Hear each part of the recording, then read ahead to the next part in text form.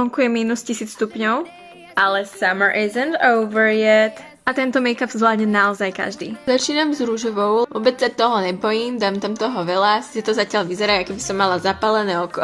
Rozhodla som sa to skombinovať s modrou. Tuto v strede je ideálne to tak spolu prejsť. Spodnú časť si iba prebehnem rúžovým tieňom. Z vnútorného kútika oka dám úplne takýto biely špitivý tieň.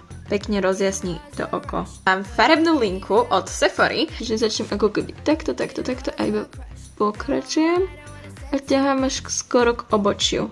A už iba vyfarbujem.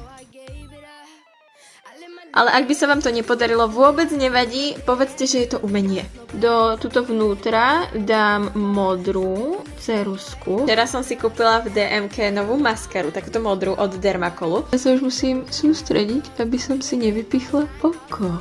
Čo ti dáva? Tu kde som nabrala tie myhalnice?